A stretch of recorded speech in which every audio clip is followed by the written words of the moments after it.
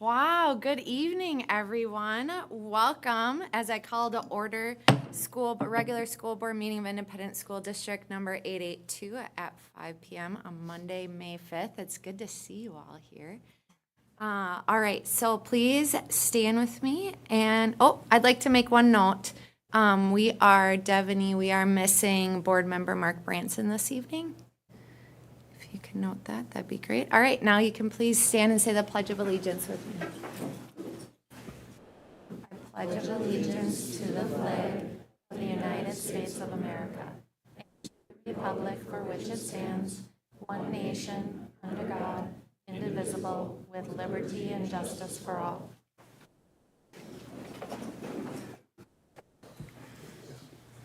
All right, now we're looking for approval of the consent agenda. So moved. Second. Moved by Melissa Curtis, seconded by Casey Root. All those in favor, please say aye. Aye. All opposed, please say no. Motion passes 5-0. We have no citizen comments this evening, which will bring us to item number 5, fiscal stability. Looking for approval of our consent agenda. So moved. Second. By Melissa Curtis, seconded by Casey Root. All those in favor, please say aye. Aye. All opposed, please say no. Motion passes 5-0. Now we're on to a very exciting portion of this evening's meeting, and I'd like you to help me welcome up to the podium our high school principals, Lori Hansen and Matt Kowal, and Gary Revnig, as we do some awesome student recognition.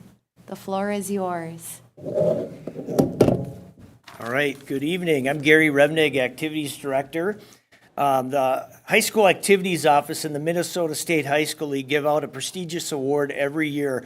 For the seniors, it's a AAA award, and for the juniors, it's the Excel Award. I'm going to start tonight with our Excel Award for our juniors. Would Koen Gustafson and Linnea Tapper please come up?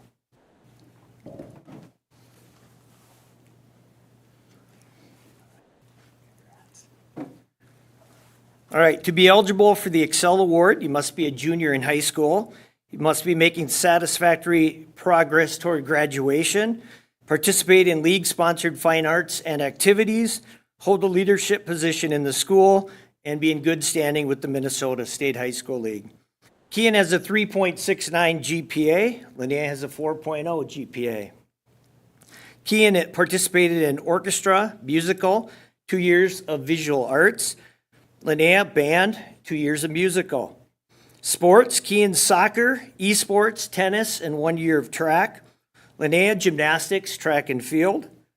Leadership positions, Linnea, NHS, a magic leader, jazz band, interact.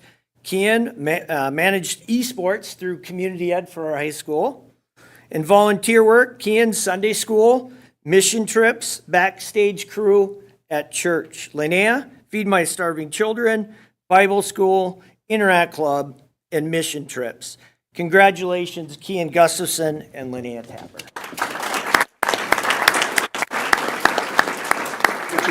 Right here, Koen.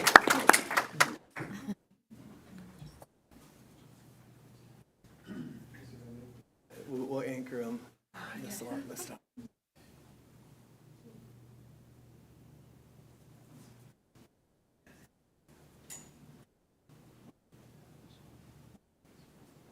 Well, good evening, and just know as we work through these groups of students, they're very involved students, and they're very busy, and some of them just couldn't be here tonight, so we've got I think it's close to 80-some students we're trying to get up here, but we know they couldn't all be here, but we did want to recognize them anyway. So the next two students I'll bring up here are our boys and girls state nominations. Last year, AT and Willa were the two representatives. We look for two juniors every year to participate in what's called Boys State and Girls State. Both of them are sponsored by the Legion in town. They pay for all the expenses. They put on a dinner. But what Boys and Girls State is an opportunity to go experience a week-long camp, so to speak, at either Bethel or St. John's.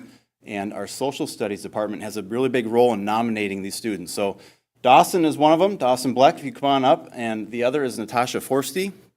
I did not see Natasha walk in. so she couldn't be here tonight. But Dawson is going to go down to, or over to St. John's, I believe, this June for a weeks-long camp, so to speak. And what it really is just a week-long experience in understanding government and understanding the importance of government and the American citizenship. So the Social Studies Department has noticed his interest, his passion for it, and how he's done real well with it over the course of the last few years.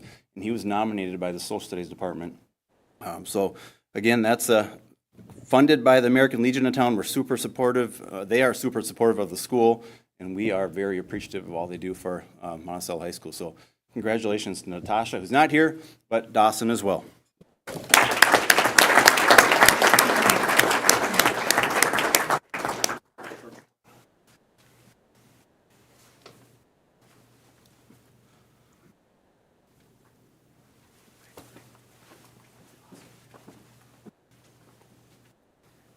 I'm going to introduce our 4 seniors who received the Student of Excellence Award that is sponsored by Resource and Training out of St. Cloud. Again, to Matt's point, we have a number of kids that are busy, so I know that all of them couldn't be here tonight. But can I have Olivia Dunn, Brock Holthaus, Tyler Grew, and Hadley Schultz come up and join me? These are 4 seniors who have a commendable GPA. They've demonstrated academic excellence, leadership, community or school involvement. They are exemplary in their positive role model. They make a difference in the lives of fellow students throughout our school district, our high school, and our community at large.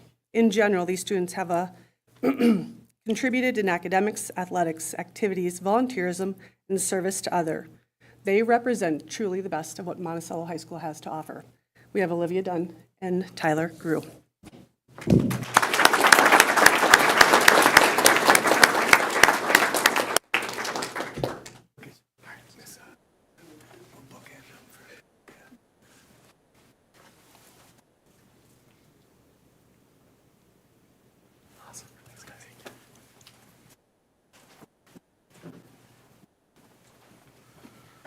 All right, back to activities. Would Camden Fearman and Claudia Martin please come up?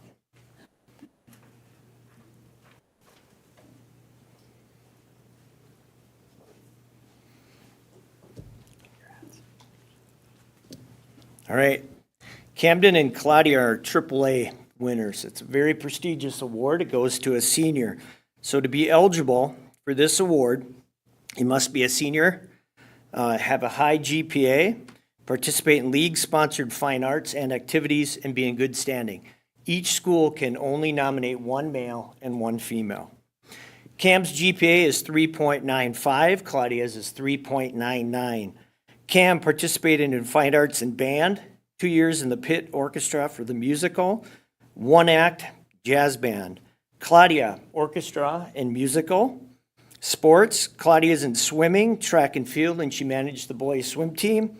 Cam, cross country, and tennis. Leadership positions, Claudia, Monticello Royal Ambassador, and Cam, VP of Unified Club and Treasurer of Student Council and National Honor Society. Congratulations, Cam Fearman and Claudia Martin.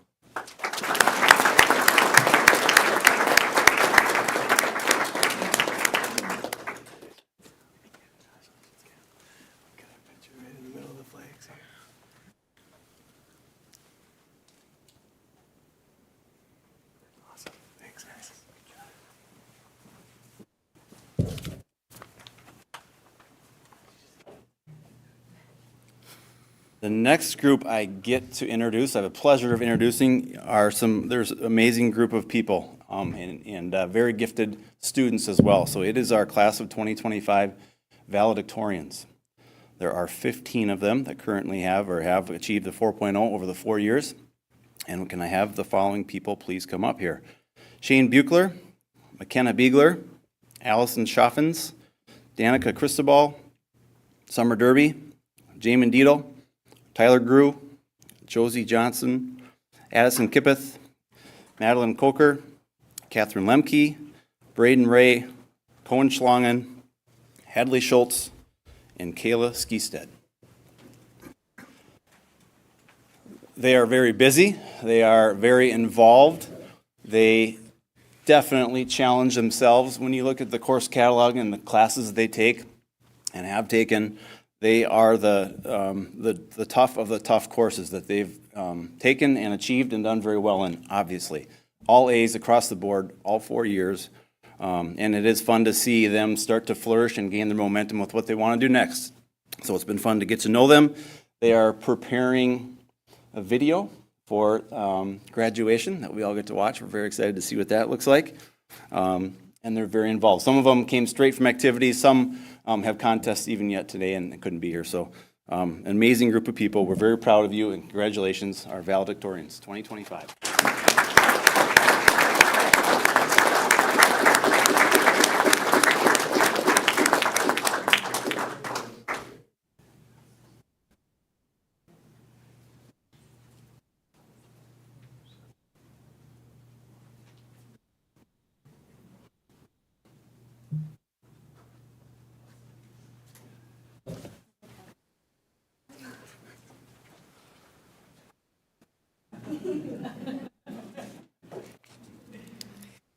And I have the honor of presenting our junior honor guard, who are on track to become valedictorians next year.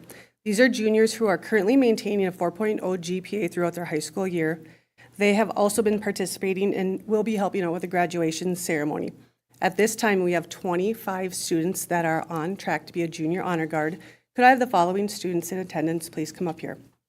Alexandra Andrist, Hannah Schaffens, Calvin Chang, Mackenzie Cotton, Courage Durango, Julia Deshane, Alta Dene, Jordan Gertz, Nicholas Green, Alicia Grew, Lauren Hansen, Haley Henke, Analia Jones, Colson Ketchum, Ellie Koprick, Isabel Mahoney, Isabella May, Ruby Minder, Mia Morris, Eve Nygaard, Claire Palman, Abby Ruda, Addison Ruda, Linnea Tapper, and Samantha Vole.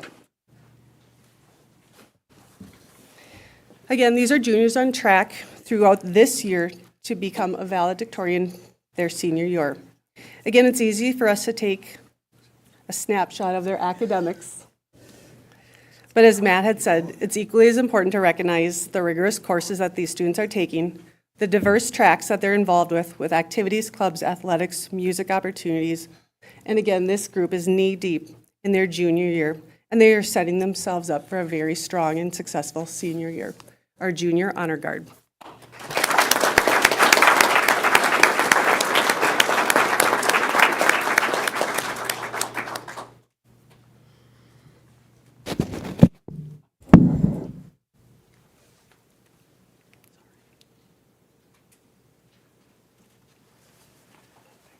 Did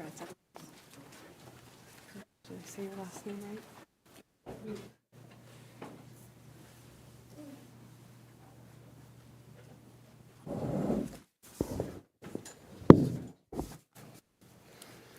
And lastly, we want to take a moment to recognize students who we know of at this time that are entering the military. If we have Adam Dzinski, Carter Schmidt, Sadie Spicer, Noah Savage, Kyle Wittry, Elijah Casillas, Gage Lawrence, and Gavin Donner in audience, would they please come forward?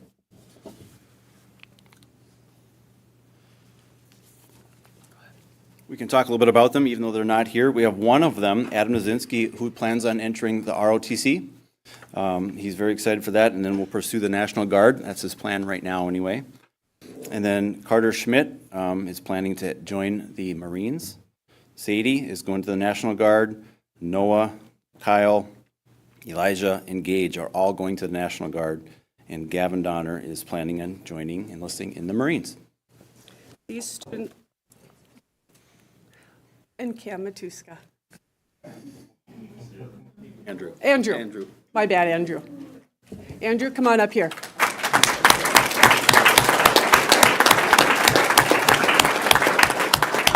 Not on my list. I don't know. Did you? Come on. Do you want to share that? National Guard. Army? So here's what we were going to have them do. They were going to introduce themselves and say where they're going. Do you want to say that, or do you want me? I'm going into the Army Reserves while doing college.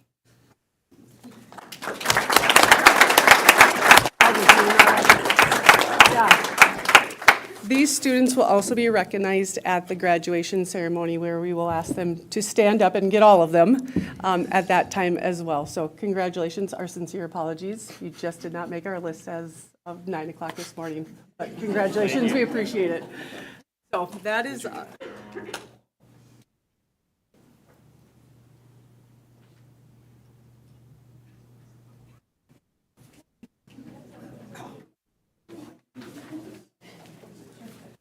and to you, the school board. We've had a lot of students up here tonight that are going very different paths throughout their continued high school career or beyond. Matt and I are just very proud of them. They represent the very best of us.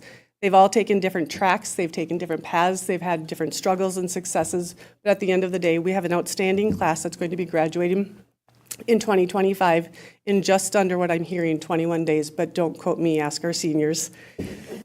And what we do is we trust that our junior class is ready to step up and take over the leadership as we wrap up a senior year of our graduating class, but look forward to continuing the strong tradition that Monticello High School brings. So thank you, and thank you.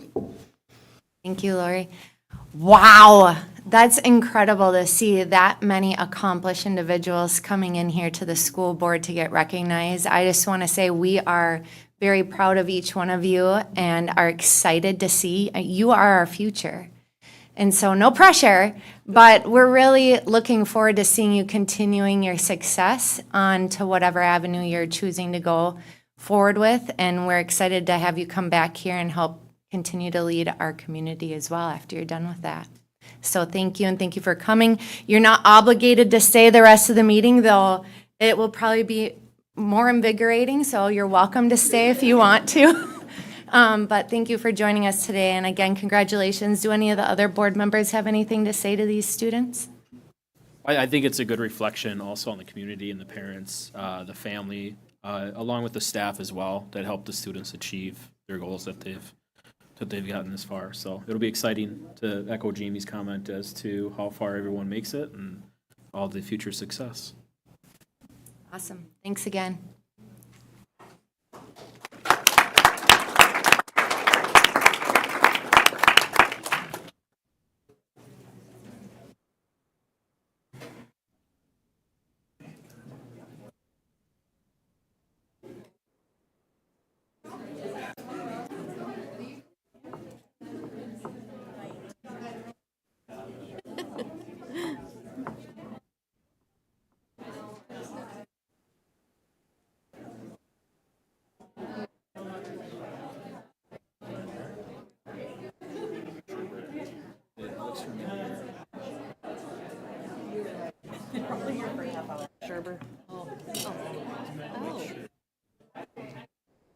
All right, well, it's hard to follow, right? We should have them stay the whole meeting and end on that, because that's so exciting, but I don't think that's quite fair to them, too, and their busy schedules. All right, we're going to move on to item number 7 on our agenda, Collaborative Connections, and I'm going to pass it on over to Superintendent Eric Olson to talk about the acceptance of gifts. All right, thank you, Chair Sieben. For tonight, we have one donation, and this donation is from a longtime family in the district. Her name was Janice Hansen, and just loved what the school district did for her family over the years.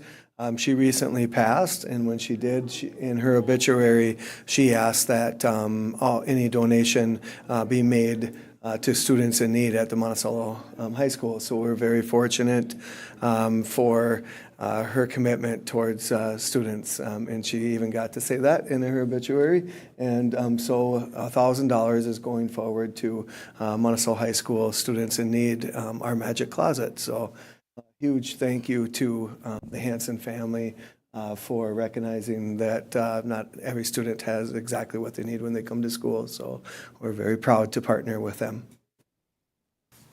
Therefore be it resolved by the Monticello School Board number 882 to gratefully accept the following donations to the Hansen family for $1,000 for the Magic Closet at the high school. Second.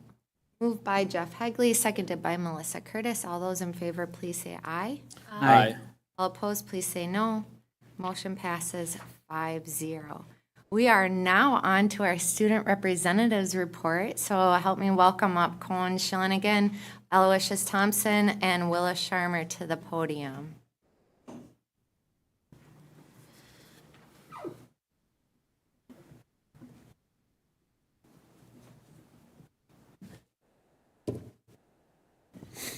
All right, I'll go first. I'll start it off. We have AP tests coming up for juniors and seniors. Today was the AP Bio test. Thursday is the AP Stats test. And then Monday, we have Calculus AB and Calculus BC. And then next Tuesday, we also have Physics 2. Quick little sports recap here. Baseball, I'm a member of the team. We are 7-2 so far. We have 8 games in the next 11 days, I think my coach said, so we are entering the thick of our season here. Softball, they have a game tonight in Sartell, and track has a meet tomorrow in Brainerd. Yeah, and then to add on to sports, boys and girls lacrosse are doing great. Girls lacrosse has a game against Chisago Lakes tomorrow night, home. So that's very exciting.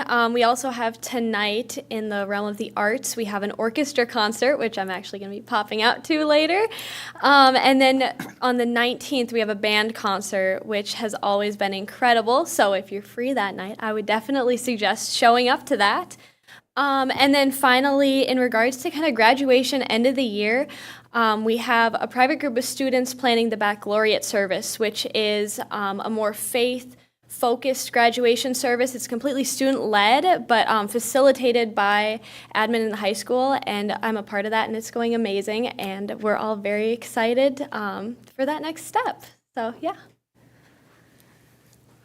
All right, and to add even more, next Wednesday is Senior Awards Night, which will be taking place, and recipients of local scholarships will be awarded.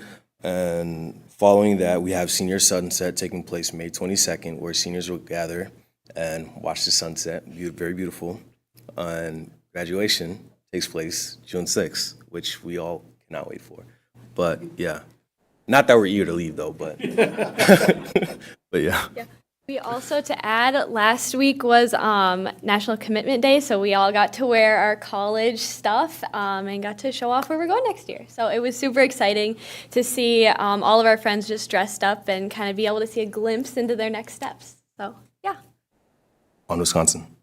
St. Thomas. Yes, you. But that's all we have for you. Any questions?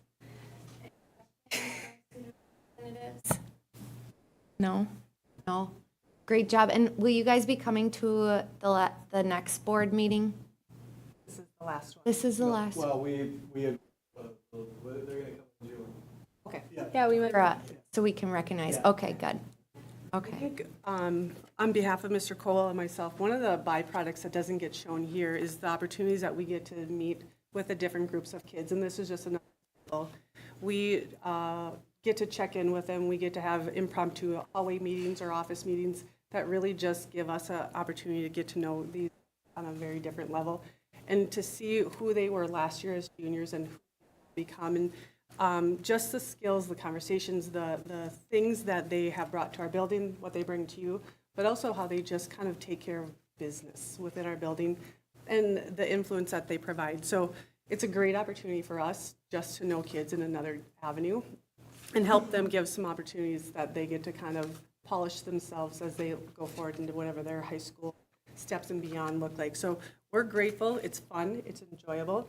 Sometimes I'll be honest, it's last minute, and it might be, you know, at 2:50 on Monday as we're getting into the board meeting, because trying to nail down 3 very busy seniors is tough. And so on behalf of Mr. Cole and I, we're very appreciative. We're thankful. It's fun for us to see you kind of own your space and turn into the adults that we know will do amazing things for us. Another word to describe you, we're very proud of your leadership. I don't know that you guys realize it, but every one of you, they have different circles and kids that they influence in a really big way. AT, I can think of about 15 guys that follow your lead.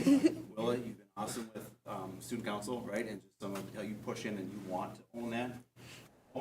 Owen's presence around the high school is very, it's just, he's got a big presence, and he's not loud, but people watch him. And it's really fun to see the skills they've developed, not only in here, but just at school. And so we're proud of you guys, and you're going to do great things, even if you do go to India.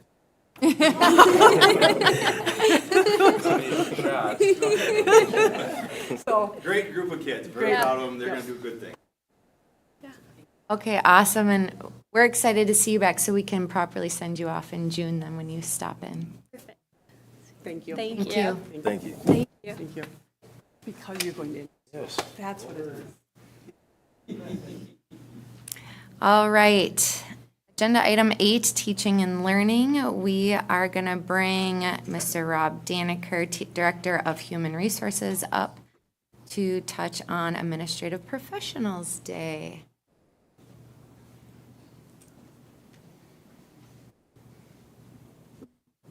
All right. And we have a number of, Chair Sieben, members of the board, Superintendent Olson. We have a number of celebration days just to recognize. And so I'm delighted to be here to recognize our administrative assistants. The Administrative Assistants Day was April 23rd, 2025. And on that date, we proudly recognize and celebrate the outstanding contributions of our 16 administrative professionals district-wide. Their dedication, organization, and tireless support are the backbone of our daily operations, from managing students, staff, and facilities schedules, that is, to ensuring smooth communication and operations. Their work often goes unseen, but is always deeply valued. They bring excellence, efficiency, and positivity to everything we do, and we are truly grateful. Today, which was April 23rd, and every day, we thank you for your professionalism, commitment, and the vital role you play in our success. Happy Administrative Assistants Day. You make a lasting difference, and we appreciate you. So thank you to our 16 administrative assistants very much. Again, their contributions do not go unnoticed. Thank you. Now Superintendent Eric Olson will be talking on School Principals Day. All right, they're giving me the fun eyes back there. So tonight I'm honored to recognize the incredible principals of the Monticello School District, true leaders who anchor our buildings and district with unwavering commitment. Each day you pour your energy in professional development that empowers staff while ensuring that every kid every day feels seen, supported, valued, and inspired. You are not just administrators, you are the heart of our buildings, your buildings, leading your learning communities with grace and grit, and it's really a 365-day-a-year job. Your leadership fuels the innovation behind things like career pathways, explorations, STEM, and all of the social emotional support that kids need to have their needs met. You bring to life our vision of a learner, and one that equips students for success in an ever-evolving and changing world. On behalf of District 882, we thank you for your steadfast, loyal, devoted leadership. You are shaping futures, one student, one staff, one family, and one day at a time. Thank you very much for your service. Thank you. And now we'll go to Director of Business Services, Tina Burkholder, on School Lunch Hero Day.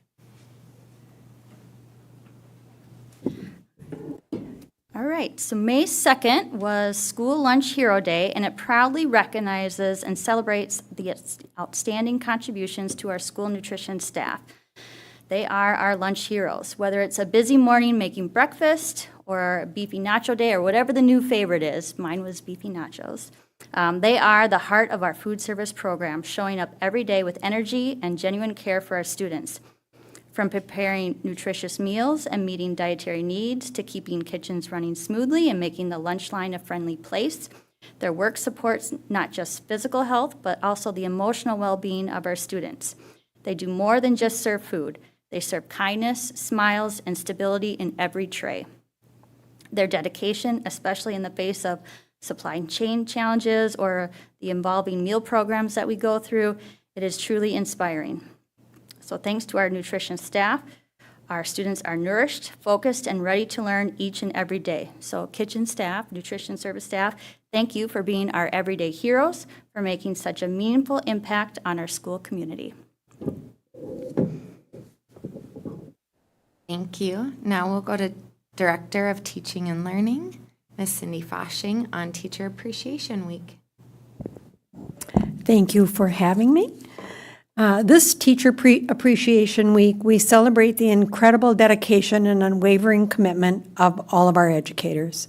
So far this year, our teachers have invested over 6,000 hours in structured literacy training, ensuring every child has access to the highest quality instruction rooted in the science of reading. Teams of teachers have devoted more than 3,000 hours reviewing and refining language arts, math, social studies curriculum, and each teacher has contributed over 900 hours directly supporting student learning through daily instructional minutes. Across our 6 schools, our teachers have built strong, caring relationships with over 4,000 students, creating safe, nurturing environments where learners feel seen, supported, and valued. Behind the scenes, many hours have been dedicated to thoughtful planning and preparation, driven by a deep commitment to meeting each student's individual needs every day. In addition to their work in the classroom, our educators devote countless hours outside of the school day, oftentimes away from their families, to coaching, advising clubs, leading student activities, or supporting our students from the stands. These moments on the field, in the gym, on the stage, or during club meetings deepen the bonds between students and staff and create lasting, positive impacts in on our school's culture. Our teachers do more than just teach. They inspire, they lead, and they uplift our entire school community. Thank you for your passion for students and your powerful impact you make every day. Your value is truly priceless. Thank you, teachers. Thank you, Cindy. And now help me welcome up Director of Student Services, Sarah Welk, talking about School Nurse Day.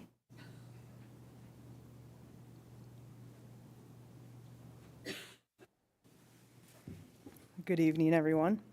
In honor of National School Nurses Week, we'd like to recognize and give a heartfelt thank you to our incredible school nurses and also our health aides for the vital role they play in supporting the health, safety, and well-being of our students and staff.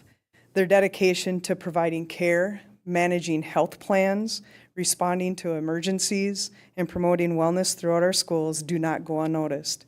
They are a cornerstone of our school community, and we are deeply grateful for your compassion, professionalism, and tireless commitment every single day. Thank you. Thank you. All right, now we are moving on to the middle school ELA adoption presentation. Please help me to welcome to the podium Director of Teaching and Learning, Cindy Foshing, District Literacy Lead, Kristen Hall, Middle School Principal Jeff Scherber, and 6th grade ELA teacher Nathan Russell.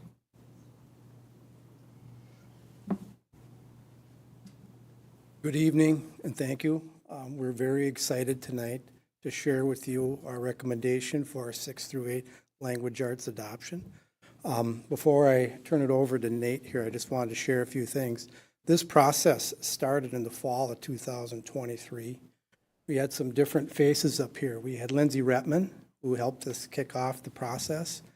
Joan Owen was the department lead at that time, and along with Cindy, we began a process in the front office conference room, taking a good hard look at what we need and taking a good hard look at our data, our strengths, and our weaknesses. And we came up with some real core values that we circle back to from time to time. This fall, Nate Russell stepped up and took the lead with that department. And when he took on that ownership, that's not an easy task. You've got a very passionate group of 6th, 7th, and 8th grade language arts teachers, some of the best around, and they're passionate, and they have a strong opinion about some of the hard work they've done and the data that they looked over. It involved poring over a lot of data. It involved taking a good hard look at what we're currently doing and what we need to do different. Nate led that discussion this year, and it involved tough questions and tough conversations. I'm very proud of the hard work that Nate did, and I really sincerely appreciate Kristen Hall stepping in, who met with each grade level and helped answer some of the tough questions that were proposed throughout the year. And of course, Cindy, I appreciate your help throughout the year. She's got a number of different adoptions going on, but this one was one that involved several different pilots and a lot of hard work. So I'll turn it over to Nate, and he's going to share some of the details and the process, what that looked like, and then we'll be available for questions thereafter. So Nate Russell. You can sit down, think up good. If you call upon, I'll call you. It's a pleasure to be here tonight. I thought that was locked in. Nice to meet you, School Board, and nice to see some of you former students and members of the district and members of the community. Pleasure to be here. This is my 20th year teaching, and I've taught now at both the high school and middle school level. And one of the perspectives that I feel comfortable speaking from is the idea of this curriculum being something that's going to prepare our students for high school and beyond. And right, that's essential, and that's what we're about here at the middle school. Gavin, if you want, do we have a clicker? We have a clicker. Let's go. All right, so a little bit about Common Lit in terms of its main overview, and what is it? It's a program that says we're going to develop effective reading, writing, speaking, listening, and critical thinking skills, right? And that's right so much of what we want to be in education. Promoting a learning environment centered on cooperation, peer interaction, and strong communication. In the piloting that we've done, I was really impressed with the amount of real interactions that it facilitated instead of just like quiet book work, right? And that we have to have, we've been hearing a lot this year about you can't write about it, you can't analyze it if you can't talk about it. And we have to be able to do that as an important part of our learning. Authentic real-world connections, supporting learners with diverse needs, and empowering us as teachers to concentrate on what's most important for us as teachers in the classroom, because the Common Lit curriculum is really well laid out and it's really well designed that it frees us up to be able to do some of those other soft skills in terms of working with students and in a classroom. One of the quotes that has really grounded me as a teacher and as a parent is the idea that children grow into the intellectual life around them. And that was a quote that I came across in like teacher classes in college, and it was one that like I made a note of and filed away and have never lost sight of. And I think Common Lit's going to be a program that can really help our students grow into a expanded, thoughtful, intellectual life that surrounds them in the classroom. So what do students need to gain for 21st century skills that Common Lit might work towards? The ability to fluidly transition between digital and print mediums. So a lot of the Common Lit curriculum is online, and with our Chromebooks, that's a primary pathway to it. And we in the classroom are going to be very mindful of how can we help students balance that kind of code shifting and that transition between print and digital, which seems like it's going to be a pretty essential skill moving forward.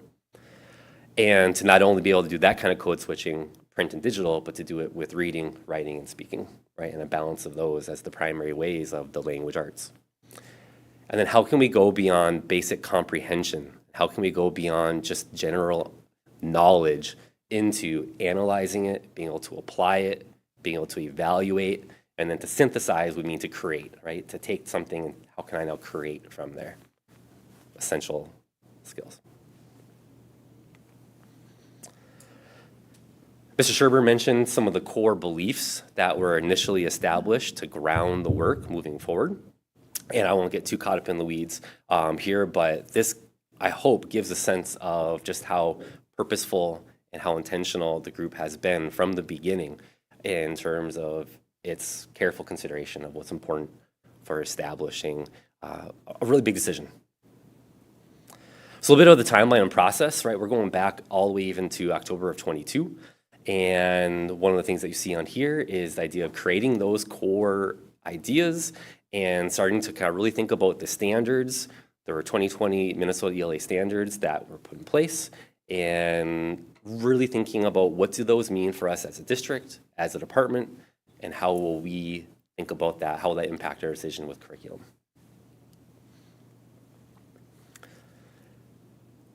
So establishing those core beliefs, thinking about what's something that's comprehensive, reading, writing, speaking, versus maybe something that's just more so literature-based, was certainly a big picture question early on. And then there were kind of like 5 early programs: Amplify, Houghton Mifflin, Springboard, Read and Reconsidered, and Study Sync. And those were examined by a core group of people who looked through the introductory materials to start to begin that decision. So one of the programs that initially stood out to the group was Amplify. And last spring, we did an Amplify pilot, and very glad that we did, because the program had a lot of things that sounded really cool in a sales pitch, and they looked lots of cool, shiny bells and whistles. But then when we got into the nuts and bolts of using it for instruction, we found that we had some issues with it. And after that pilot concluded, the department, we came back and we had said, we have concerns about this choice. Can we please have some time to further explore other options? And I'm very thankful that we were granted that time and gave us a chance to think about what were the other options and is there a better fit. And so you can see all last 2024, last spring, January, February, March, and we piloted all the way into May. We said, we need to look at something else, we think. That's something else that we narrowed in on was Common Lit. And the Common Lit program was something that we looked at here throughout the summer and started in the fall. And we did our first pilot of Common Lit in the fall, and we felt that it went pretty successfully. We then had, yet again, like, just let's make sure we're going to double and triple check that we feel comfortable with it. We did a second unit, and we piloted a little bit more to kind of just get a sense of, all right, well, that was one type of unit that we did. Let's do another unit. And it covered different things. The second unit was more informational nonfiction. The first unit was more short stories fiction. And it was a good chance then to get a sense of the breadth of the program. And after that, we decided we feel good about Common Lit and what's going to offer us as a department, as a school, as a building. And we made the recommendation as a department with administration that we wanted to adopt it. So why did we adopt it? Well, over the course of this year and the course of a lot of meetings, excuse me, a lot of conversations, we talked about how well the curriculum is set up, the way that it allows us to do some of those other parts of teaching. Some materials that we have available to us are helpful, they're malleable, they're well done. We thought there was a great emphasis on writing, and we immediately saw a jump in an improvement in expectations for writing and the writing output that students were doing. And writing is hard work, and the students really struggle with that. And for those of us who have ever sat in front of a computer and sat and thought, what do I say and how would I say this? And that writing can be really tough, critical thinking. We think we're in a good place with that, and that's going to raise the bar. We think that students of all skills and abilities will find challenge in it. I am thinking back to a meeting I had in fall conferences with parents, and it was a student-led conference, and I would describe this student as one of the more intelligent, one of the more gifted students in the class. And she was talking about how this is kind of hard stuff, and I'm finding some challenge in this. And the dad was like, I love it. I see what she's doing. I look over and I work through it with some of her, and like, this is great. I'm loving this Common Lit. And I thought, okay, well, that's good feedback. So we're always thinking about that differentiation. And I think students of all skills and abilities are going to find not only challenge in it, but that we can also work with students too. That's not just about, okay, the high end, the high flyers. It's going to be a good fit for all. Since students are connecting to the content, discussions are going well, and we think that the readings are very high relevancy. They're fairly modern. They're pretty contemporary. There's a lot of identifying of text evidence, and there's a lot of claim evidence reasoning, and we noticed very quickly how that was overlapping with science. Students were coming from science class, and they're saying, Mr. Russell, claim evidence reasoning, CER, we're talking about that in science too. Is this the same kind of paragraph we should write like what we're writing in science? Yes, exactly. So there's been some natural, kind of organic overlap there. Within Common Lit, one of the things that the program offers is a very kind of detailed skills assessment series, which is kind of like Fast Bridge. Once upon a time, that was like NWEA, MCA style kinds of questions and prep. And so we think it's going to yield us a lot of data, and a lot of data that we can look through in addition to the other sources that we have. It's designed already ahead of time for some alignment with Common Core and State of Minnesota standards. And we are well in the process of thinking about how that aligns and making sure that all of that is being covered. And then there's quick and immediate feedback for many tasks and assignments with the digital nature of a lot of the assignments that's there. I I didn't want to put this on the why selected slide, but something else that I thought was kind of interesting when the students came back.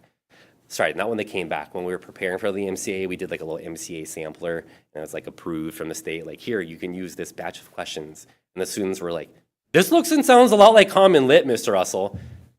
Yep, it does. And I don't think it's necessarily intended or that it's geared directly for teaching to the test. But if the students are recognizing that, observing that themselves, I'll take it. Within the units, there are thematic units that are focused on short stories and fiction and focusing on different topics of adolescence. And these are all vertically aligned, 6, 7, and 8. We really liked the vision that all of the units had a clear sense of, here's the thematic unit in 6th grade, and then in 7th grade and in 8th grade that are going to complement one another. Each year has a focused novel unit. I mentioned that there's a huge emphasis on writing in Common Lit, and that's going to really, I think, change how some of the things are done in the English classes at the middle school. So the research writing and argumentative writing units are a big part of the curriculum. In 6th grade, one of the units that we piloted was called The Recipe for Success, and we read a bunch of different informational nonfiction articles. And within that, students were to be doing some note-taking, and it was really interesting to see how much that asked of them. Like, here's a graphic organizer, right? And we're going to be building and adding to it, and we're going to be doing some note-taking and building those research skills. And over the course of those readings, then, they had to be on the lookout for what are ingredients for success. Here's an article about Sidney Crosby. Here's an article about a bunch of other like famous successful people, some of them musicians, some of them athletes, some of them people from history, and what was something that they did that seemed important to you. And so we saw a lot about effective practice, hard work, developing resilience, having a growth mindset. Their task was to take those notes and to create a presentation. I pulled 2 presentations and just kind of quickly pull the slides over so you can give a sense of what their end product looked like. One of the things that stood out to me from my high school perspective was I could see the way that this was scaffolding things towards that idea of like 5-paragraph essay writing. Right? The idea of that outlining of here's what our introduction should look like. It should have our thesis. It should have a preview of main points. What are our main points? Main point 1, topic sentence, supporting details. Topic sentence 2, supporting details. A conclusion where we're going to have a parting thought and review our main points. I could see those seeds being planted in this 6th grade assignment. So this person's goal was to continue getting all A's until the end of the school year, and they were going to accomplish this by being positive, putting in effort, and being committed. They had 3 main points. They had to then say, here's my idea. I'm not going to give up. I'm going to be positive. And here's a sentence from one of the articles that we read. And using evidence, and I'm starting to show those research skills. I'm going to put in good effort. And in this article that we read, here's my evidence for effort. So claim, evidence, reasoning. They presented their claim. Here's their evidence. And then in their presentation, they said their reasoning. And so again, we see here's my commitment. Here's my claim. Here's my evidence. So then we had a conclusion. They weren't all academic. I put one here that was, they had the opportunity to talk about not just academics as their goal, but it could be anything that they felt was a meaningful goal for them. This person's goal was about shooting mid-range shots, right, as a basketball player. And so a very specific plan that they had. And I see that, and I see a preview of main points is where my thoughts as a former high school speech teacher comes into play. And they had their claim, and then they had their evidence. Right? And to me, I thought it was a really good outcome that showed synthesis. Right? Not just comprehension and knowledge, and I can answer these questions, but I can apply, and I can create out of what we've read and what we've learned.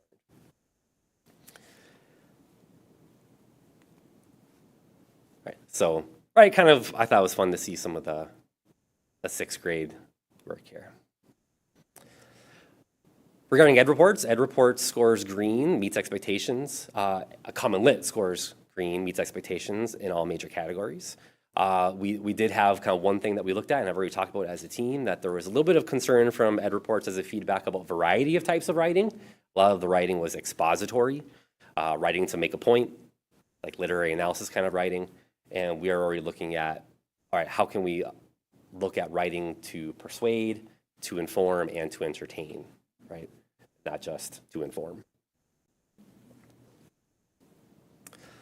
Common Lit is cost effective. You know, this was not a huge point of emphasis in driving the selection process. I never had or heard people talking about dollars and cents and we have to mind that. Like, obviously that's a realistic concern, but it was not a driving concern. I never felt like it was skewing our selection process. Common Lit is cost effective, so I think that's another great benefit of it. And there's some numbers to compare there at what the Amplify number was at that we piloted compared to what the Common Lit number is at we've piloted. And I think the Common Lit material is stronger and better than what Amplify's was.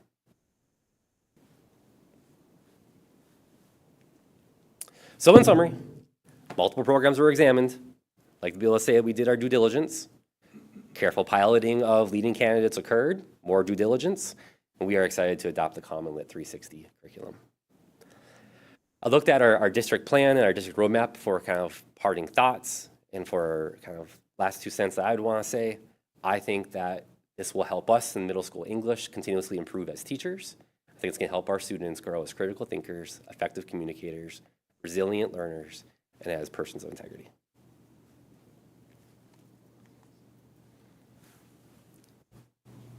Questions?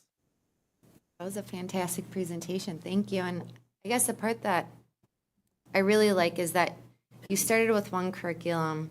You started because it looked shiny, bright, and amazing, right?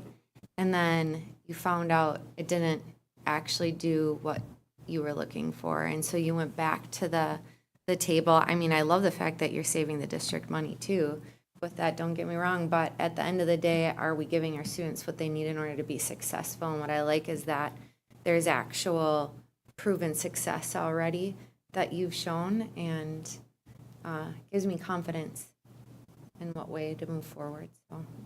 Thank you. And I'd like to add my background, educational focus, both at the bachelor's and the master's level, was in reading and literacy. And I recognize a lot of what you've found in this program, and it's very, very in-depth. I was really impressed with how in-depth it was, but that also gets to the fact that we're going to have to give a great big thank you to all of the teachers that buy into this program and learn how to apply it and administer it. That's going to be huge work for them, but it is recognized that they're. Thank you. Yeah, thank you. You're welcome. It looks good. So the current, like in the past, the middle school had their novels that they read. And so those will be done. And then Common Lit suggests novels that they will read. Right now, the way that we are looking at kind of sequencing, curriculum mapping, scope and sequence, each year has like a one focused longer text. And we're hoping to have enough time still within the year to have one more unit that we feel strongly about, personally, outside of Common Lit, that would probably be book-based, literature circles, things like that. So I'm passionate about having books in hands of kids, and that was certainly a concern of ours as a department, and it's a value that is important to us that we're going to still work to have. And you would still have control to vet through the books to make sure they're appropriate and wouldn't cause any parent issues on the readings and all Yeah. that. Okay. All right. Yeah, no, I think it's good that you did an evaluation, looked at more than one, and then to Jamie's point, also recognizing that there's some issues, pull back, look at another one, and if it's better, if it's going to help the students in the long run, it's a positive reflection to see you digging into that. So I want to commend you and everyone else that worked on it as well to look at it. Yeah, no shortage of hard work. So thank you again for your time and your commitment that you put in to doing this, bettering our district and educating our students. So we know it takes a lot of work. Like Mary was saying, even the adoption of it, there's work to be had by every teacher that's going to be teaching it, not to mention the work you put into be on that task force to pick it. So. Yep, we got a good plan for what that work's going to look like next year. We know what's still ahead of us. Yep. All right. Any other questions? All right. Thank you. Thanks.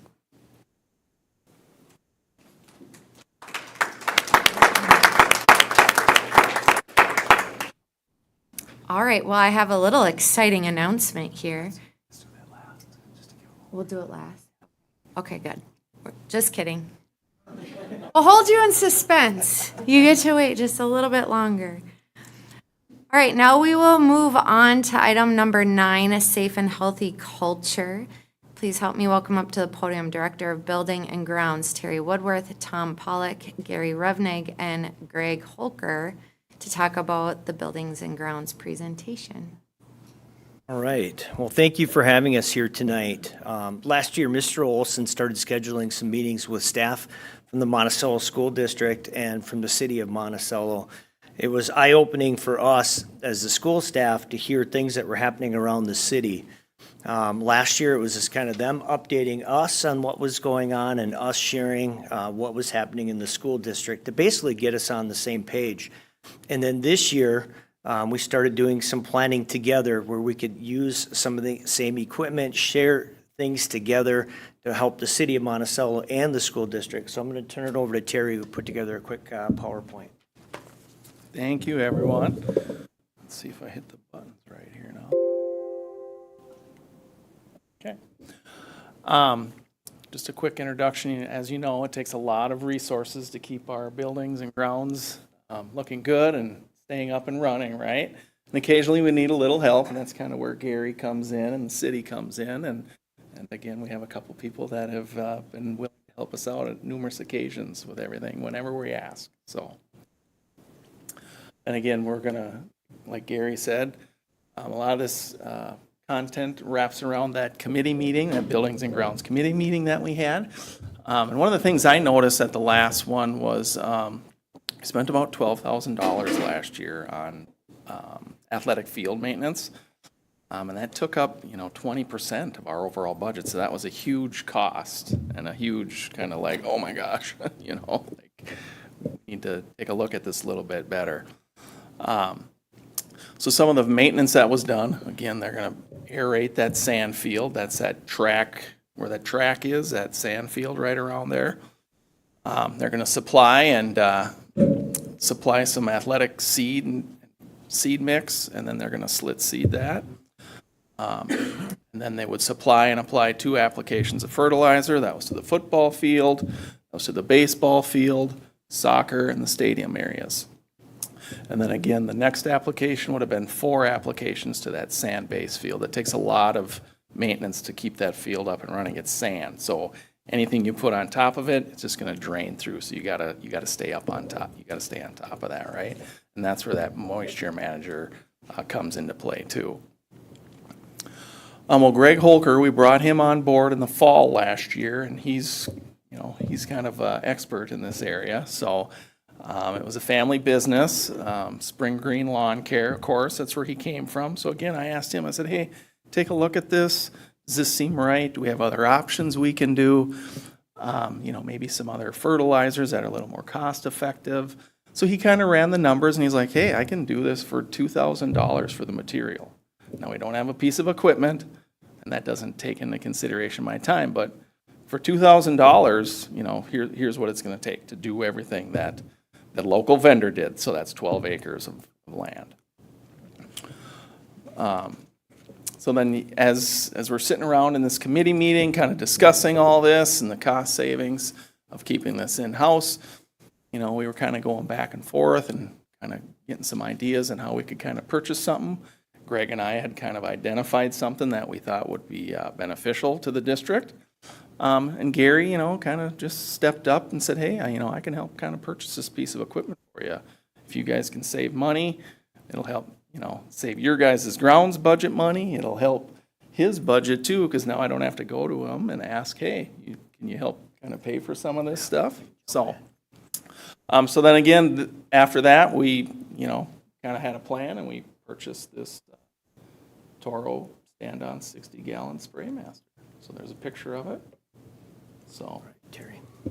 Yeah, I just want to add, so Greg Holker is our new grounds director. So he took over in November, and Greg comes with all kinds of experience. We're very fortunate to have him. Terry mentioned last year we spent $12,000 on fertilizer, aerating our fields, just trying to maintain them, and we hired an outside company to do that.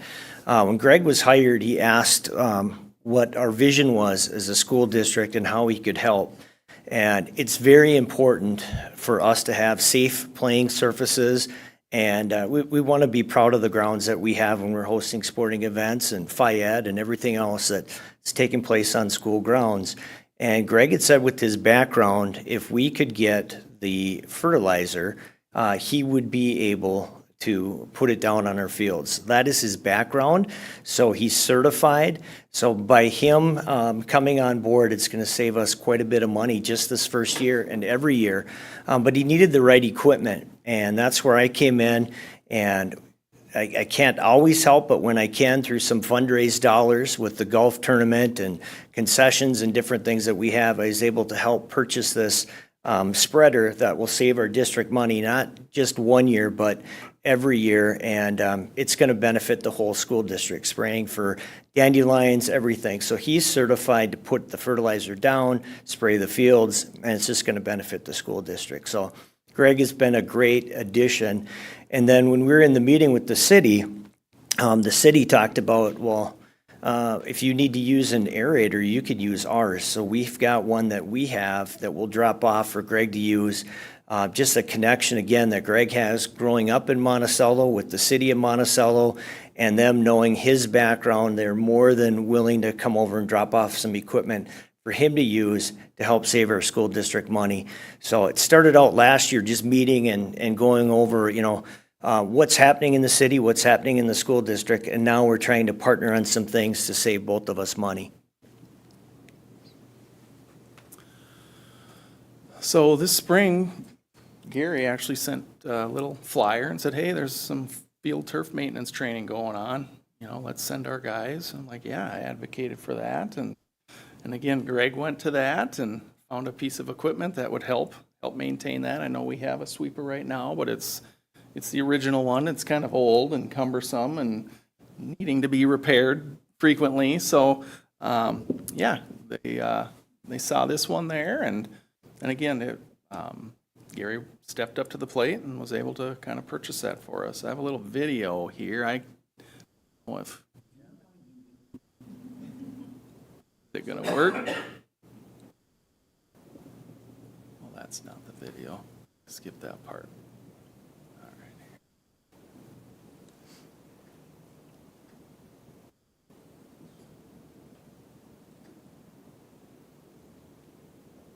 Yep, you got on mute.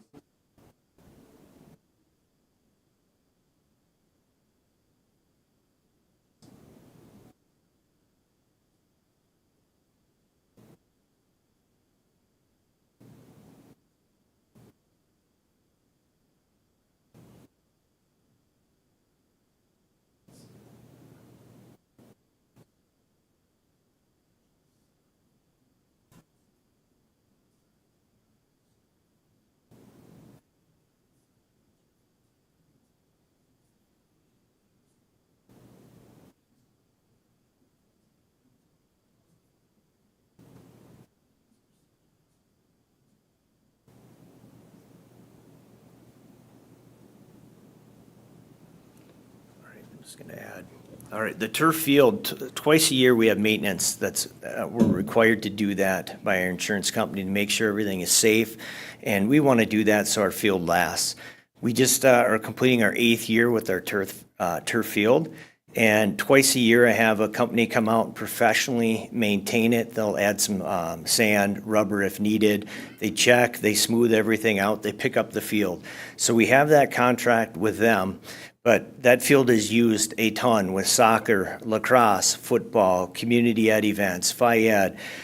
So when Greg went a couple weeks ago to the seminar, they said we needed a sweeper to help keep the field clean that was just demonstrated there. So I am purchasing that for Greg and the grounds crew so that we can maintain our turf and keep it looking nice. So when we have events, we can be proud at Monticello High School. So yeah, like Gary said, at that same building and grounds committee meeting, Tom was sitting right next to Gary, and without, hesitation, he just, he's like, hey, you guys need some help? You can borrow anything at any time, just reach out. So he offered up that core aerator. He's also offered up, they have a lot of 4000 series Groundmasters. You probably see them kind of tooling around the city during the spring and summer. But he even said, you know, if your guys' machine goes down and you need to borrow something a day or two, I mean, you know, he's willing to let us borrow that equipment. So, you know, Greg went to the shop. He invited him out, take a look at all the equipment that they have. And yeah, they've got some stuff that we could use occasionally. So that was nice to hear that. I know, Eric, you were like, you know, your face at that meeting, you were super excited and you know, just glad that we're able to kind of connect there and get the city to help us out when we need it. And then last week too, I mean, I called Tom. We had a flagpole issue here at the middle school and we couldn't get it down. It was stuck up at the top. So again, I called Tom, hey, you got a bucket truck? The next day he sent his crew out and they helped kind of fix that for us. So, you know, that's, you know, again, in the short time I've been here, you know, Gary has always been willing to help out and come up with cool ideas. And again, Tom, I just met him, you know, last year coming on board. But again, they're always stepping up whenever we need to. And, you know, can't say thank you enough to all those guys. So, yeah.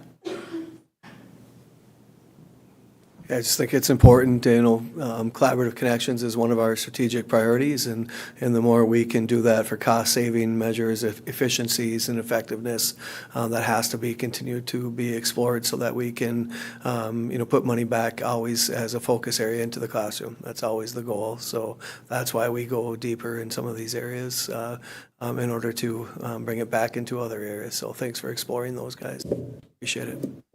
Yeah, and I would.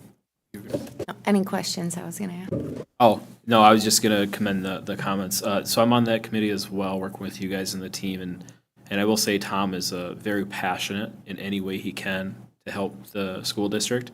All the resources he has, it's a great partnership with him, working between us and the city. So it should be a great endeavor into the future as well, as more equipment is used, purchased by them that we can utilize on there as well. And then all the items that Gary purchased, they're part of his regular allocated budget anyways, that's in there. So it's already planned for. So just wanted to add that. I just want to say thank you. Thank you for thinking outside the box, being creative, and keeping our property, our area, our facilities looking top notch. Because it is the thing that's prideful for our community. So. And it's used a lot. All right, thank you. Thanks. All right, now on to the exciting addition. We get to hop back to some awesome high school student recognition. So I'm going to be bringing back up to the podium our high school principals, Lori Hansen and Matt Colwell. Thank you. Yes, we don't want to miss this. And we have 4 more students we want to recognize. And I want to make sure everyone knows they are not late. They did receive a letter that said the board meeting started at 6. And that is the time previously. But that was our fault. Actually early. Yes. Yes. Yep. Absolutely appreciate. I mean, it's important families come. We really appreciate you guys making the time to come here and do this. So we have 1 more junior honor guard. So Calvin, if you could come up here, please. This is Calvin Chang. He's a junior. He's got a 4.0.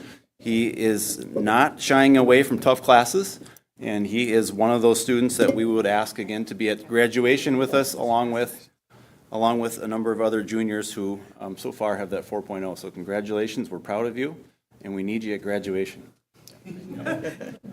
We'll make sure you know the right time. Can we get a picture? Yep. Yep.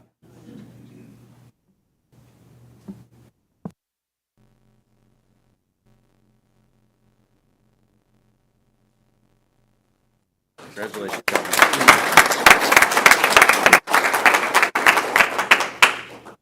Then additionally, we have 3 students who are going into the military. So if I could have Sadie, Elijah, and Gage come on up here, please.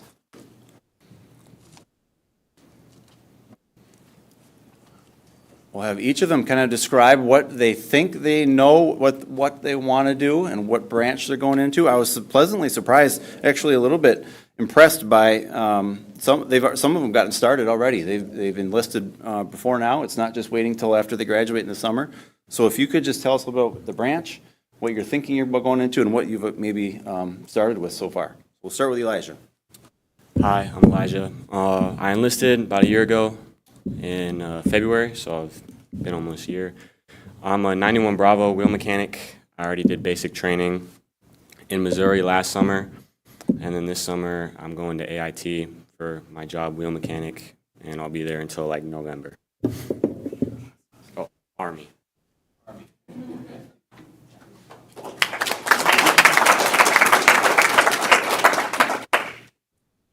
I'm Sadie, and I enlisted into the National Guard Army about a year ago in April. I'm a 92 Golf, which is a culinary specialist. I'm heading off to basic training in August and AIT, so I'll be back sometime in December, and then when I get back, I'll start looking for colleges. Where are you going for basic? I'll be in Fort Jackson, South Carolina for basic, and I'll be in Fort Gregg Adams, Virginia for AIT.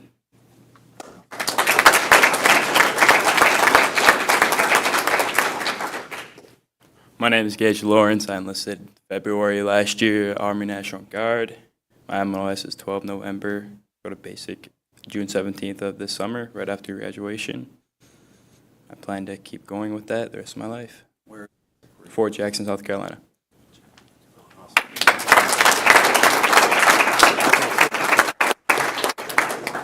Get a picture.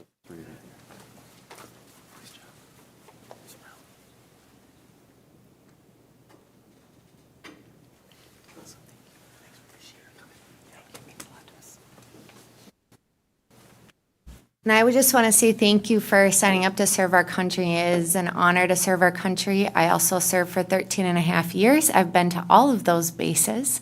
So if you ever want to talk, we can chat about the service. But thank you. I appreciate it. And thank you for protecting our country. All right. I got a clap on that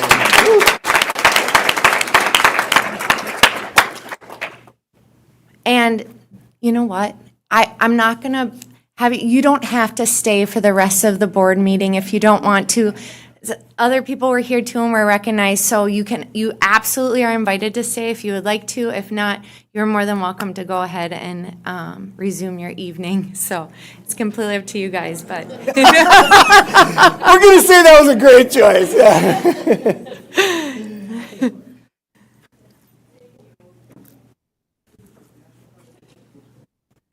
All right, now we'll move back to safe and healthy culture and invite up Director of Business Services, Tina Burkholder, to go over the 2025-2026 prelim budget reports.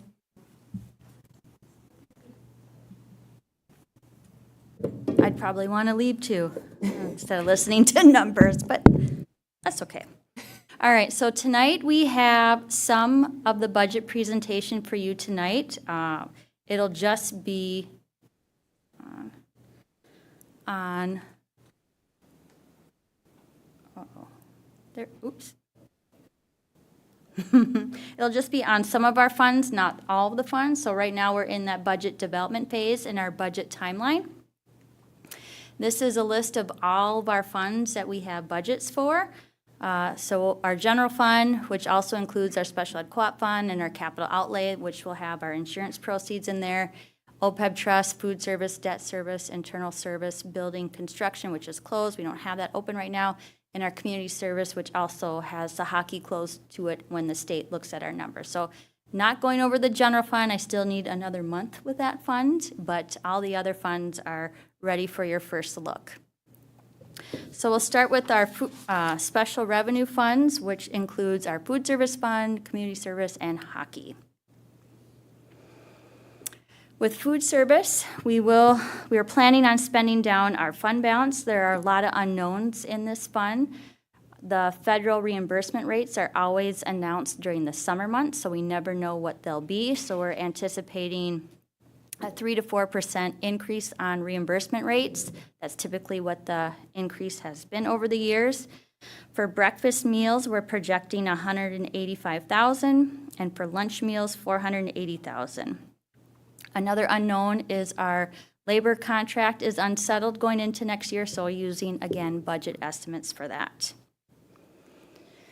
So when we look at our revenues for the food service fund, the other category includes our a la carte sales, adult sales, and catering, where the majority of the revenue comes from either the federal or state government on our breakfast and lunch sales in the food fund.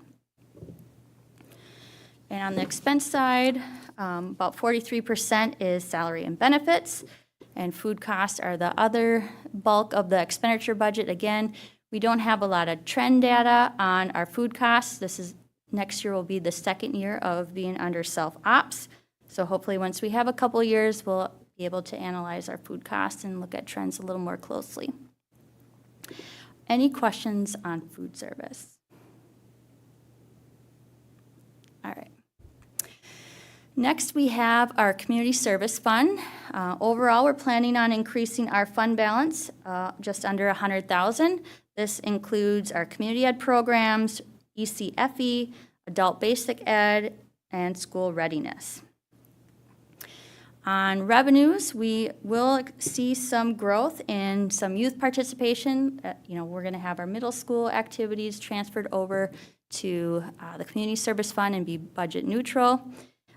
We also will see are projecting an increase in facility rentals and Magic Adventures or our child care program. On the expense side, 78% is salary and benefits, so a lot of labor is in this budget as well. Some contracts are settled, some are not, so that is one of the unknowns going into this budget as well. Any questions on community service fund? All right. Next is our hockey fund, which again closes to the community service fund, but we keep track of them separately. And this budget plans to be budget neutral, self-sustaining. We partner with the Monticello Youth Hockey Association with this fund. If there's a surplus, we split the difference of that surplus, but if there's a deficit, the Hockey Association takes care of that. So just projecting a little bit increase in ice time and some sales there. So overall, that's our revenue. And on the expense, just a little bit of salaries and benefits. We don't have many employees in this fund. A lot of this is our arena lease, and we did have some repairs this year, and I think a little bit next year projected. We had a cooling tower that's being replaced this year, and then we'll also have some roof replacement next year. And just while that slide is very comfortable for the board, and this is a board meeting, they're used to seeing things about the hockey. If you're somebody from the public coming in for a new meeting, a lot of school boards wouldn't have the hockey fund, but we do because back in 2005, a partnership was formed before Tina's time, before my time, before the board, any board member here's time, was formed with the Hockey Association to provide some land and some area, and they built the arena in a collaborative with the city, with the school district, and with the Youth Hockey Association. It just does when you see hockey up there, and then I see new people. It's just like, it is kind of weird. We don't do that for every sport. It's new. It's very much unique to us. Yep, and the Youth Hockey Association actually owns it, and the owner transfership doesn't happen until, I think, 2032? Somewhere in there. Yeah, approximately. Yep. And then we have our remaining funds. So with our debt service fund, we'll start there. It is our mortgage account where a lot of it's just property tax money coming in and our bond payments going out. So just adding to that fund balance a little bit. Generally, we have to levy 105% of our bond payments to account for if there's any delinquents. But if we do get the property tax money coming in, every year the state looks at our fund balance, and if it's too high, they reduce the next year's levy by whatever we're over. So if we're collecting money as we're supposed to, that gets adjusted back down. So money coming in again, property tax revenue with a little bit of offset with state aid. Now, on the expense side, It is just principal and interest payments with a little bit of bond fees. Any questions on debt service? Our internal service fund is where we record our self-insured dental program. So this fund gets monitored by our insurance committee.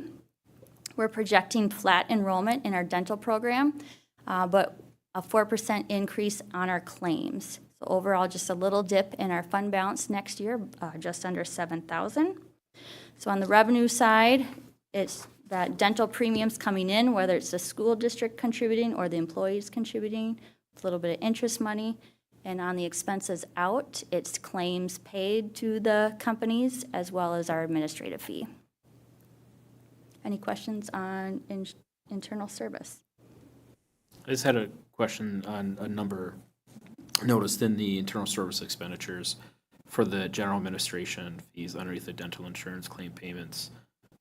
They've gone up about 30% in the past 3 years, but I think it's just tied to the number of claims. Is it as a claim happens, the administrative fee is tied linearly to that? The admin fees are tied per employee per month. Okay. If our enrollment is increasing, and we have seen some increases in our dental program, that fee will increase as well. All right. Last but not least, our OPEB trust fund holds our irrevocable trust with our retiree obligations. And for accounting purposes, we have to recognize all of the retiree obligations in this fund, but we only use this fund to account for retiree obligations that do not have the sunset clause in it. If they do, we can have that on our property tax levy.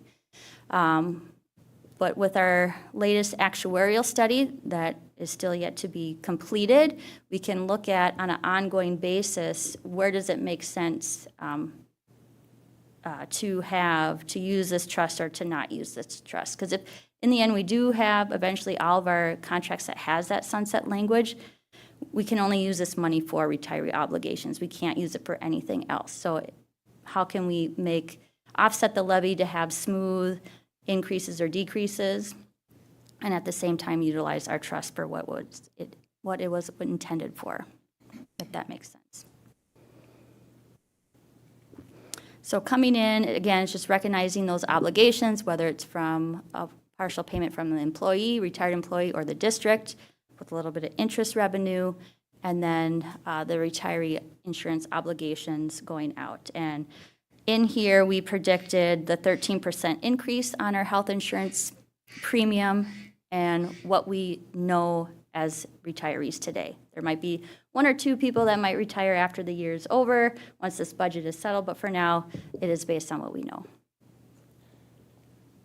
So all of these are just for review tonight, and we have the budget pages when I complete the budget book with everything in there for your review. And then I'll come back in June for the general fund, and it can be approved either at the first June meeting or the second June meeting. But for now, it's just review and to digest little chunks of budget. Any other questions? I said that the budget is always interesting. Mm-hmm. There's a lot going on. Mm-hmm. Yeah, thank you for your hard work. Yeah.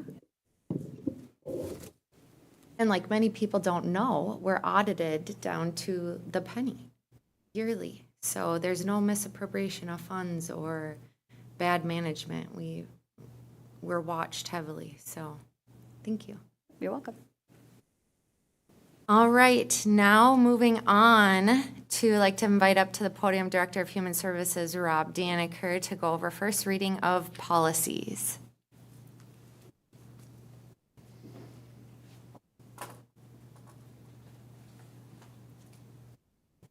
Right, Chair Sieben, members of the board, Superintendent Olson. So we have several policies to go through this evening. I think, Gavin, are you going to get a list up there for us? Oh, that's the current version. We don't have it listed out. Okay. That's okay. What I think we should do is, just because they're not listed, we have somebody that's absent today. And so what I think we can do is go through them, and then we can still put them on first read, but at the next one, but they'll have already been gone through. Right. Thank you for the heads up, Gavin. All right, so starting with, and just prefacing before we start policies, every meeting we generally try to reflect on the work that the policy committee does. Policy committee is comprised of Chair Sieben, Member Root, and also Member Barthel, myself, Superintendent Olson, Director Foshing, and then from time to time, friends and guests join us for a verbose conversation regarding policies. And so we learn something new every time. So, but in general, we do take a lot of time to go through these and make sure we're getting it right. And so everybody, speaking for the committee, everybody feels pretty strongly about the work we do. So the first policy for this evening is Policy 515, Protection and Privacy of People Records. This is a policy that the board recently reviewed. However, we are entering a partnership with a vendor for a new platform for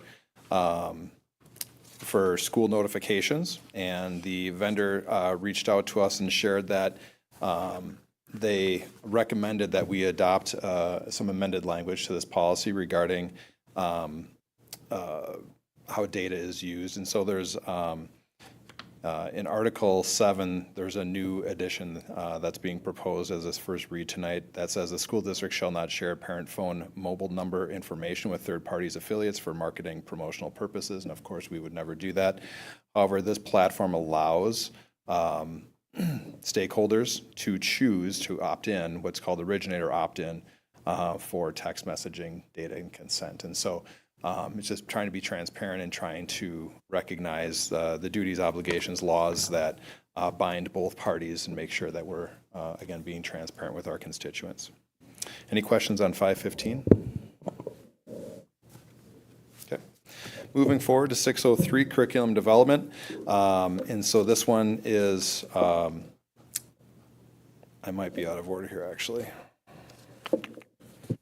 Well, we don't have a list in front of us, so who's going to know, right? So let's go in numeric order. So 603, curriculum development. This is coming to us from our review cycle for policies. And in this one, we were just updating some of the legal references because some of the names of various statutes changed. Most notably, World's Best Workforce is a thing of the past and has been replaced by comprehensive achievement and civic readiness, for instance. Any questions on 603 at all? Okay, moving on. 604, again, brought to us through our review cycle. This is instructional curriculum. Changes proposed herein, the state eliminated the civics requirement for graduation, so that's been eliminated from this policy. There was a mistaken reference to charter schools when this is a school district policy. And then an amendment regarding some legal references and also a reference to on track for graduation as a requirement. Any questions on 604? Okay. Next up is 608, instructional services special education. The purpose of this policy is to set forth the position of the school board on the need to provide special education services to some students in the school district. There is an entirely new article added to this policy, and the article is titled Children birth through age 6 experiencing developmental delays. And so this is due to change in state statute that was adopted in 2024.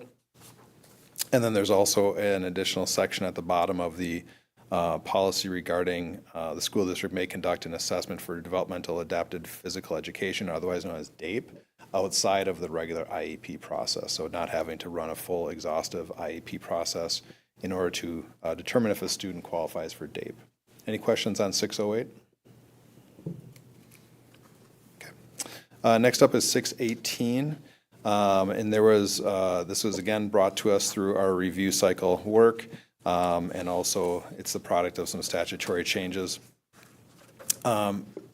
Most notably, the definition section was quite extensively revised per the Minnesota School Board Association.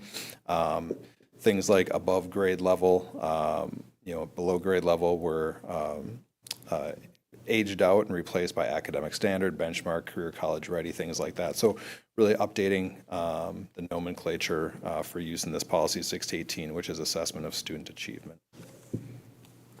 Any questions on 618? All right, 619, staff development for standards.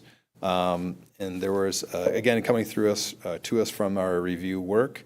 And again, this one, just updating some legal references, again, because of updated statute names. And again, this one referring to comprehensive achievement and civic readiness. So any questions on 619? Okay. Moving on to 620, credit for learning. This policy recognizes student achievement that occurs in post-secondary enrollment option and other advanced enrichment programs. In this one, again, from our review work, but also change in state statutes. And so the statute was for post-secondary education notification to the school district. Formerly, there was one date that students were required to provide the district with notification. Now there are 2 dates. So October 30th and May 30th are the designated notification dates. And then also notification inversely, coming from the post-secondary institution. They are now required by law to inform school districts when students enrolled in PSEO would drop a course. So this is credits for learning 620. Any questions on that one? Okay. 621, this is a brand new policy and brought to us by the work of the legislature in 2023 and 2024 regarding the READ Act. And essentially what this policy is proposed to do is simply to embed READ Act, what the READ Act is, and also the process for, or the responsibilities, I should say, of the district to provide READ Act guidance instruction to our certified education staff that are applicable under the statute. And so this is 621, literacy and the READ Act. Any questions on this one? Okay. And then finally, the last one for review this evening is for first read, that is, I should say, policy 624, online instruction. The policy committee had a little fun with this one because the last time that the policy committee actually made any changes to this one was in 2015. And as you can imagine, there's been quite a few changes made to online instruction in the intervening 10 years. And so the purpose of this policy is to recognize and govern online instruction options of students enrolled in the school district for purposes of compulsory attendance and address enrollment of students with online instruction site, supplemental or full-time online learning. Any questions on 624? Okay. So those are our policies for first read this evening. Chair Sieben, no action necessary. Thank you.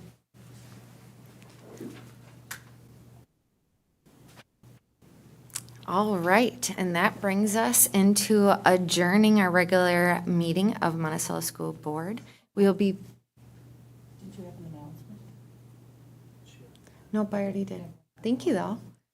It was the other students that came in for recognition, the exciting part that I was talking about. All right, so we're adjourning now at 6:33 p.m. Our next school board meeting will be on Monday, May 19th at 6 p.m. and we will be following this with a work session. So we'll take a 5-minute break and then meet back. Thank you for coming.